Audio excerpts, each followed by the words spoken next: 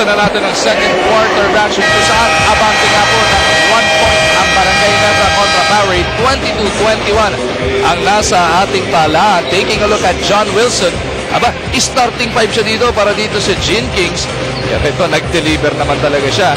Noong nakaraan, 7 minutes of action, no points, 0 for 3 shooting, 0 for 9 nga yan, first 3 games. Pero dito, quality, 2 for 3 na siya. Well, we expect a lot of minutes and more minutes for John Wilson at least in this ball game. Maganda yung simula, maganda yung binigay na kumpiyansa sa kanya ni Coach Shot. At dito, sinuklian niya kaagad. But kailangan pakinisin niya kanyang galing ngayon sa pagdating sa depensa. Because yung mga wingmen at saka small players naman ng kupunan ng Powerade has been killing them in the first quarter at least. Magandang gabi po sa inyong lahat. Ito po ay pinapanood nyo live na live mula dito sa Victoria Sports and Amusement Center sa Victoria City, Negros Occidental. Mag-umarjan po kasama si Attorney Rado Di Malibot sa ating Phoenix Fuel PBA on Tour. Barangay Nebra will have Mark Caguiwa, Nino Cañaleta, Enrico Villanueva, Mike Cortez as their 5 on the floor. Kasama pa pala dyan si Ronald Dubit. Binabantayan ngayon nila Sean Anthony. At dyan din si Rudy Linganay, Doug Kramer, Romel Aducol, and Marshall Lassiter. Sa harap natin dumadaan Tony Rado. JB Casio ready to go to the ball game at makatikim ng unang official game niya sa PBA. Sa harapan natin dumaan, kaya bigla tayong natigilan no? Dami nag-aantay kung ano nga bang gagawing debut ni JB Casio. Ipanda po natin hindi pa 100% healed ang kanyang injury. At isang kalahating practice pa nga lang daw ang kanyang na-attendan dito sa Powerade. Ang ganda ng execution ng play na yun ng Powerade. Very patient, lahat gumagalaw. Hindi lang naipasok yung tira. Villanueva, huli ka ni Romel Aducol pero pati yung braso kasama. Nakita mo naman sabay-sabay ang pagtayo ng mga taga-Powerade. Hindi na gusto because it was definitely a good defense put up by Romel Aducol. At may contact na nakita ang ating mga referees. Ito, tingnan natin dito sa ating slow-mo. Yung payong ngayon, straight up. Yung sa kanan kamay yung sa kanan ang itinuturo. Malinis yung sa kaliwa. Pero magkakawig yung kaliwang kamay ni Villanueva at kanan naman nitong si Romel Aducol. Pagkatapos na itong first free throw na to, makikita na natin for the very first time ang pagpasok sa hard floor ng PBA as an official pro ni JB Casio. Nakasabay niya si Josh Van Lantingham. Well, alam po ng buong Pilipinas ang kayang gawin itong si JB Casio. At hindi po siya naging number 1 overall draft pick ng walang dahilan. Ito po ay gaya ng binabanggit ni Coach Bo Perasol, hindi lamang scorer ito. A lot of leadership and experience on the part of JB Casio. The only problem is his health. Galing siya sa injury. Tingnan natin kung paano siya mag-a-adjust dito. Indish pa rin ang free throw para dito kay Enrico. Nananatiling 22-21 ang nasa ating scoreboard. Casio to Kramer. Nakita. Etong si Kalimag. Outside jumper. Ricky delivers. Kanina pa ginagawa ng Powerade yung kanilang weak play. Pero itong si Ricky Kalimag, nakita niya, luwag na ako. Bakit nga naman hindi? He can even shoot from the 3-point line. Why not dito sa perimeter? Balik sa mga Tigre ang abante rito. 23-22. Cortez over to the left side. Nandiyan si Caguiwa. Caguiwa for 3. Mintis. Lassiter para sa rebound. Casio magmamando para dito sa Powerade. Nakita si Kramer on the run. Doug shovels the pass to Lassiter. Nilipat pa sa kaliwang kamay. Ang ganda ng tapos itong mga snatchers, itong Powerade. Marshall Lassiter, one of them. Pang-5 puntos itong si Marshall Lassiter. Pero hindi lamang si Lassiter ang dapat mong purihin doon. Ang ganda ng movement without the ball and the recognition ng mga passers itong Powerade. Balik sa tatlong abante ng mga Tigre. Cañaleta, nakita si Caguiwa. 12 seconds on the Gin King shot clock. Kalimag nagbabantay kay Caguiwa. May bilis dyan si The Spark. Iniwan na nga si Kalimag. One-handed shot. Mark, pasok yan. Well, nakita ng mga coaches ng Powerade. Na-anticipate na nila yun. Papasok at kahit yung bantay, si Sean Anthony ay tumulong na. Pero hindi mo talaga mapipigil si Mark Caguiwa. Baseline jumper. Kramer, Mintes. Rebound battle. Napunta kay Cortez. Kramer ay one-time Barangay Nebra. Oo, actually, madaming mga players dito. Hindi nagkakapalit-palit na. Kahit si Cirino Cruz, yung kanyang team sa Powerade, galing yung Barangay Nebra. Even Alex Crisan. Cortez, everything but the shot. So sa move na yun. Casio didiskarte dito. Sabi ni JP, kahit limited minutes lang bibigay sa kanya, susubukan yung gawing quality yan. Kalimag. Nabigyan ng assist Jamie, pero ang bola nandito pa rin sa Powerade. Casio for 3. Doing what he does best. First basket in the PBA. Well, no better way, no? Kundi yung isang 3-pointer galing kay JP Casio. Yan po ay talagang nagagawa na kahit nakapikit. Kahit nung nasa kolehiyo siya sa Lasal at naglalaro siya sa Smart Gilas. 28-24. Apat ang abante ng mga Tigre. Villanueva na traffic. Dalawa kumuyog, inilabas kay Cortez. Kagiwa from 19 feet. Mid-place Kramer para sa rebound. Halos 4 na minuto pa lang ang lumilipas sa ating ikalawang yugto. Pupunta na naman sila kay Kalimag. Outside jumper once again. Mid-place. Back-to-back misses galing kay Kalimag. Ito na si Intal on the run. Kaso biglang dadahan-dahanin niya ang dami. Cortez steps into a three. Buries it. Ako, nakita natin tulog. Hindi na-adjust no? Hindi naka-adjust palabas to guard ang 3-point shooting itong si Mike Cortez who now has 8 points. Kumakatok pa sa kalamangan. Only 1 point by Powerade. Lassiter natalisod o nabewang daw. Well, kanina pa natin napapansin, ganda naman ang execution ng play ng Powerade. Always looking for their big man dun sa tagiliran. Pero ang dami nang namimintis ito. Will Anton has been missing. Si Ricky Kalimag namimintis na rin. Even si Doug Kramer ay namimintis. But they are running the play very well. Mukhang isang pasa na lang ang kailangan because doon sila nagiging successful. No? Pagkita nila yung mga cutters na iipasa nila. As Marcio Lassiter makes the first free throw to up the lead to 29-27. Well, nakikita po natin ang mayor ng ating lungsod ng Victoria City, Mayor Severo Palanga. Magandang gabi po sa inyo lahat at maraming salamat sa pagtanggap dito sa PBA. 7 points in the ball game ngayon para dito kay Lassiter. May 4 na rebound pa. Nakita niyo, na-flash siya in the screen kanina. Kasama ngayon si Commissioner, kasama ang ating kaibigan Mayor Rodríguez ng Bacolod. And of course, ang kagalang-galang na si Willie Marcial. Yan. Wilson back on the floor. Kasama sila Bagala. So yung mga starters ni Coach John Tankinsen starting to be reinserted in this game. Huling nga lang. Abang na abang ni Kalimag yung atake. Bagala. Ang dami ng shot clock. I remember at this score na nabibigay nitong depensa ng Powerade Tigers. Kaya naman, kahit maraming magaling umiscore dito sa Barangay Ginebra, ang Powerade ang nasa itaas by 3 points. 30-27. Intal di diskarte. Nice spin by the Rocket. Put back Enrico is good. Ateneo connection. Dito naman si Villanueva and Intal. Villanueva taling his fourth point. May rebound pa yan, of course. Ganda ikot ni Intal. Hindi na pumasok. The Gin Kings are back to within 1 point. Asho dribbles behind his back. Flips it up. Is down. Familiar shot po para kay JB. Wilson itutulak ang bola. Willie. Back to John. Naipit. Nilabas. Labagala ngayon, na-traffic. Ako sa referee na ipasa yung bola. Well, kanina pa nilang ginagawa na yan. Nagiging paborito ng Barangay Ginebra yung left corner para pasahan at may naghihintay. Pero that time, mukhang nasanay lang si Labagala pero wala nang mapapasa doon. Instead, the referee ang kanyang napasahan.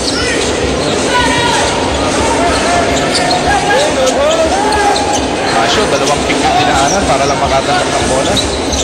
8 segundo sa kanila shot lang. Kalimag. Nowhere to go. Enrico pinukol to Willie. JB Casio nando doon para kunin ang bola. Tumatakbo na naman si Gary Lee. No choice ang Barangay Ginebra hindi mamigay ng foul. Well, that's a good foul on the part of JC Intal. Pero carelessness on the part of Barangay Ginebra. There was a 4-on-1 advantage. JB Casio lamang ang tanging Powerade.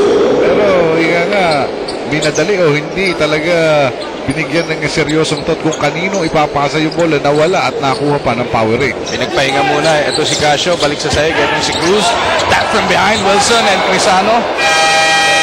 Mananatili dito sa Powerade ang possession with only 5:53 remaining sa ating first half. Abante pa rin ang isang Powerade. Meron timeout, 30-29.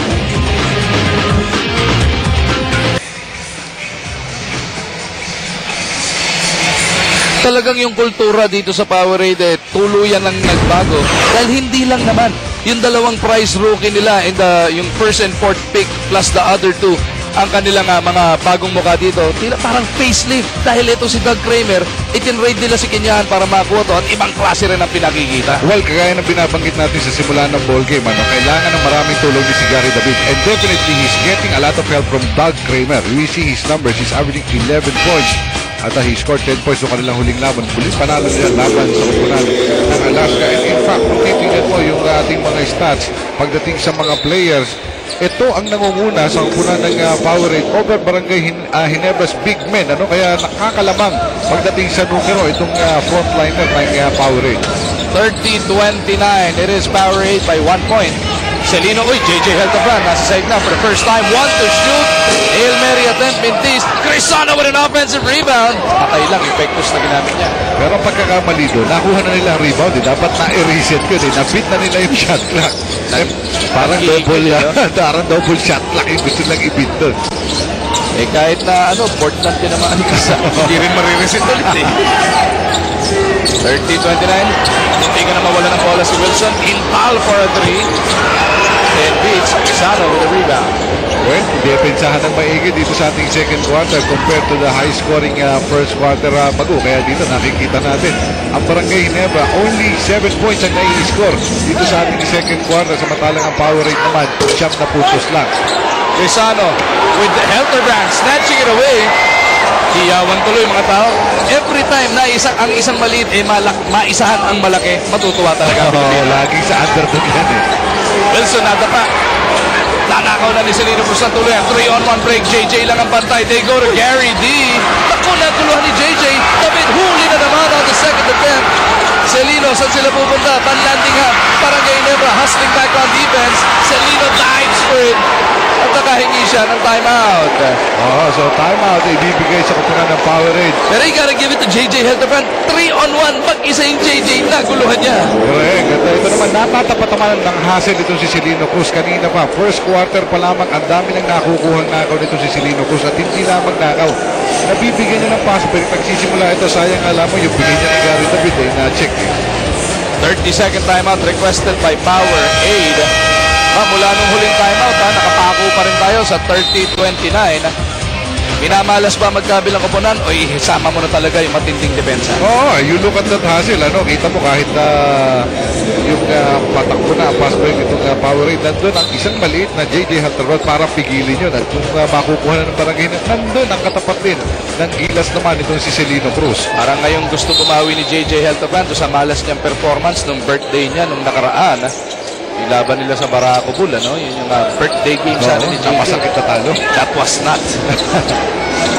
Catch and shoot para dito kay David Mintis. Yancy back on the floor. Pupukol kagad kay JJ Hildebrand. At medyo bagong gupit May pagka-gupit grade 2 ngayon. Ito si JJ.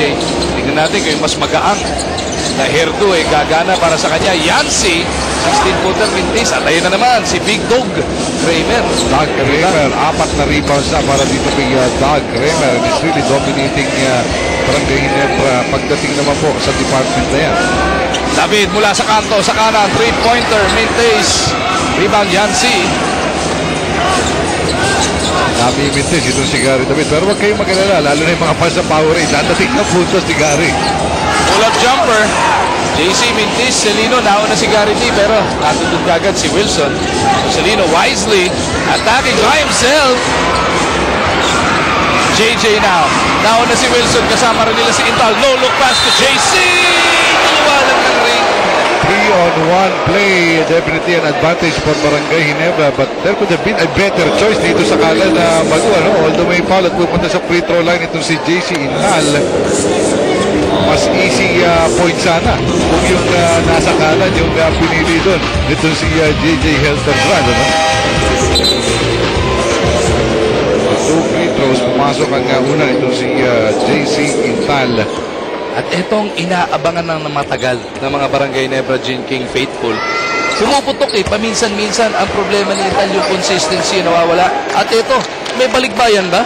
Jimbo Aquino, after a long time, nakikita na ulit natin si Seg para sa Barangay Ginebra. Well, in his rookie year, kita mo naman ang kumpiyansa na ibinigay sa kanya ng coaching staff ng Barangay Ginebra. At dito, sa kanyang pangalawang taon, we expect also a lot more para kay Jimbo Aquino. Lassiter, scoops it up and then what a shot! Oo, at kita mo, magkabila ko muna dito, Maguan. Daming kayang gumawa ng mahihirap na tira at yung maliliit na player yan. Kaya maganda panoorin, napakatulid at napakaganda ng execution dito sa ating laban sa Victoria City. Intal for the lead, Pintays. Rebound Kramer, what a massive front line. Crisano at Kramer. Aba, yung espasyo dun, magdidilim ang paningin mo. Kaya yun ang sinabi mong massive, literal na literal talaga yun. Talagang intimidation sa front line ng Powerade. Namumutukan yung mga muscle na itong dalawa to, pati na rin mga tabo. Lassiter for 3.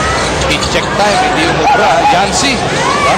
Nakasingit na rebound sa pagkakataong yun. JJ na pushes it hard all the way to the hole. The fast delivers. And talk about that drive, ito si JJ Helterbrand, ano? Malayo pa, alam niya na ang kanyang gagawin. Even the defenders of Powerade, ina-anticipate nilang sasakap di diretso, pero hindi pa rin nila napigilan yun. So ang laman balik sa barangay. Crisano. Hindi ko siya Na-inlap na sa side itong mga big men ng Powerade. Ang dami na lang nakukuhang mintis doon. Another chance now for Barangay Ginebra na dagdagan yung kanilang kalamangan. 1 minute and 50 and Barangay Ginebra will throw time out. 33-32, abante ng isa ang Barangay Ginebra. Wala na pong 2 minuto natitira sa ating first half.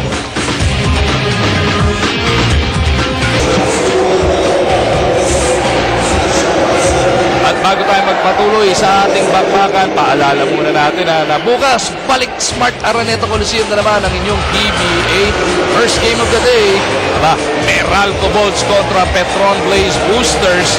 Susundan ng salpukan Rainer Shiny Lasto Painters at Alaska Aces. Well, alam mo ngayon sa season na ito, sa tinagal-tagal natin sa PBA. Ito yung gusto mo na naman tanongin kung saan ang venue. Kasi sigurado ka na napakaganda ng pagkalaro. Sapagkat balansyado ang ating 10 kupunan na naglalaban-laban po para naman dito sa ating All-Filipino Cup.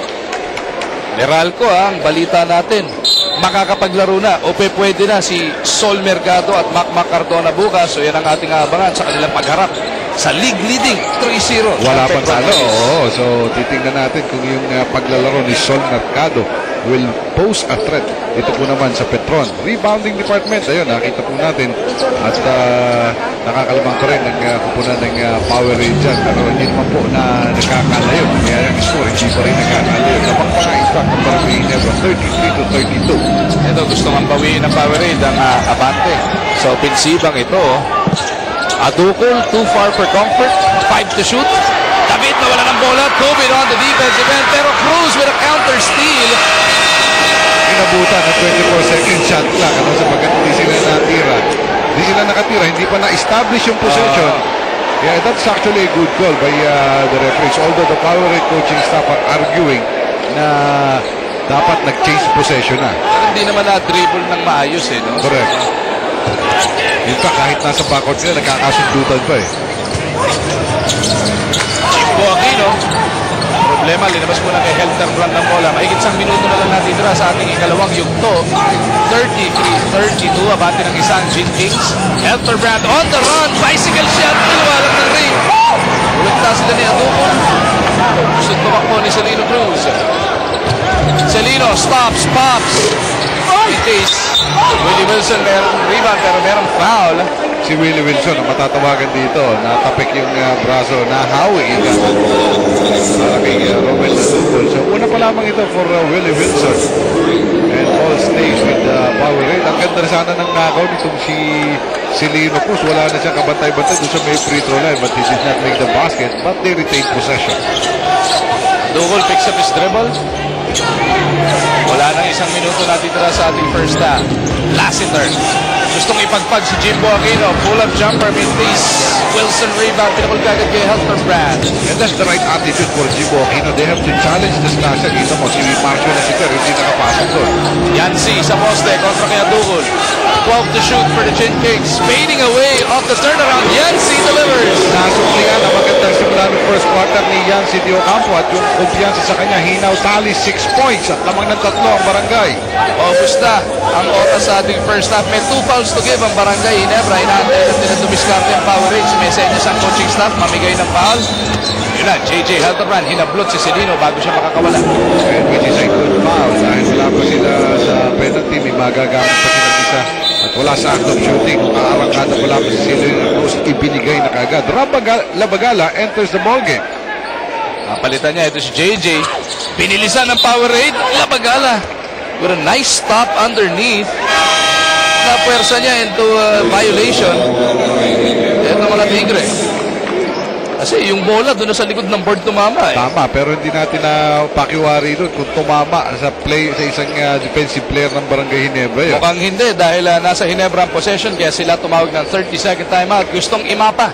Anong gagawin nilang knockout dito with only 2 seconds remaining? Well, posible nga naman yun dahil 2 segundo pa ang natitira at lamang sila ng 3. Ano nga ba naman yung dagdagan pa ng 2 puntos sa pagtatapos ng ating first 2 quarters na napakagandang 2 quarters ang ating nakita. Palitan dito, lead changes, ang laki na ng biggest lead so far in this ball game for Barangay Ginebra 6 points. Sa kupunan naman ng power rate, they have erected once a 7-point lead. Pero ngayon, Barangay Ginebra na po nasa itaas by 3. Adukol manggugulo sa inbound ni JJ Helterbrand.